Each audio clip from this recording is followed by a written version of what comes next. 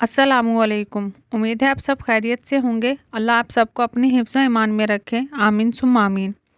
अल्लाह से मांगा करो। अल्लाह तबारक ताला ने कुरान पाक में बार फरमाया कि मुझसे मांगो मैं अता करूँगा।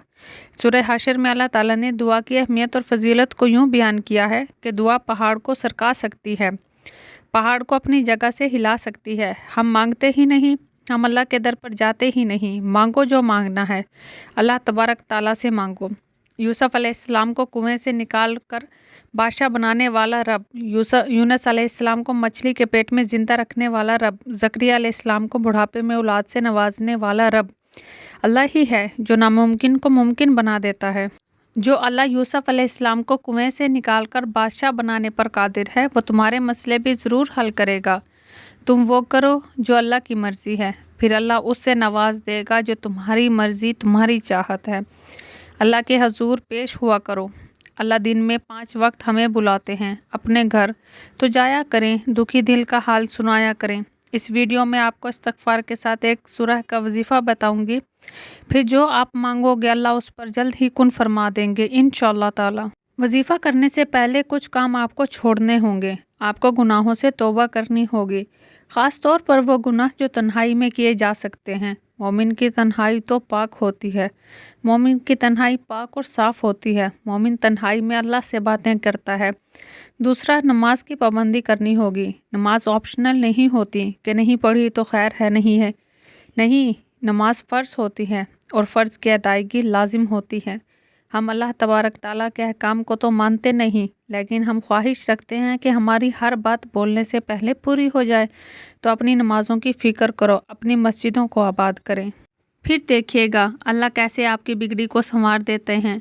अस्तगफिरुल्लाह और दुरूद शरीफ को हिस्सा बना लें ज़िंदगी का। ये ना सिर्फ आपकी ज़िंदगी बल्कि आखिरत भी संवार देगी।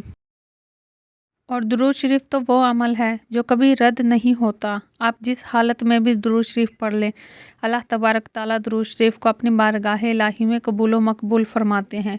दुरूद शरीफ कभी भी रद्द नहीं होता। तो दुरूद शरीफ और इस्तग़फ़ार को अपनी ज़िंदगी का हिस्सा बना लें। ज़्यादा तादाद में नहीं कर सकते तो कम तादाद में, लेकिन इसको रोज़ाना ज़रूर किया करें। दुरूद शरीफ और इस्तग़फ़ार वो अमल है जिसके करने का खुद अल्लाह ताला ने कुरान पाक में हुक्म दिया। तो कैसे मुमकिन है कि अल्लाह तबारक ताला ने जो वजीफ़ा खुद बता दिया कुरान में और वो आपने किया सच्चे दिल से और आपको उसका समर नहीं मिल रहा। आप अल्लाह ताला के अहकाम को फॉलो करें और फिर इस्तग़फ़ार और दुरूद शरीफ पढ़िए। फिर देखिएगा कि कारोबार, शादी, घरेलू मसले, सुकून सब हासिल होगा। लेकिन मेहनत से, मेहनत करिए, अल्लाह की राह में चलिए, अल्लाह की तरफ अपनी मोहब्बत दिखाइए अल्लाह ताला के लिए, फिर तो अल्लाह तबारक ताला की मोहब्बत आपको संभाल लेगी। अस्तगफिरुल्लाह करिए और साथ सूरह यासीन पढ़िए, आपके वो मसले भी हल हो जाएंगे जो आपको नामुमकिन लगते हैं।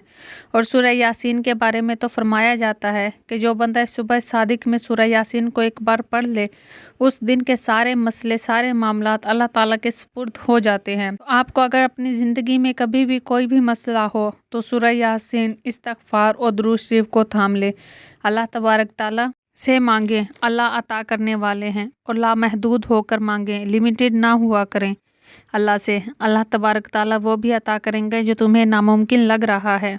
पूरे दिन में 1000 बार अस्तगफिरुल्लाह, 313 बार दुरूद शरीफ और 1 बार सूरह यासीन पढ़नी है और इसके बाद अल्लाह से गिड़गिड़ा कर अपने लिए दुआ करनी है।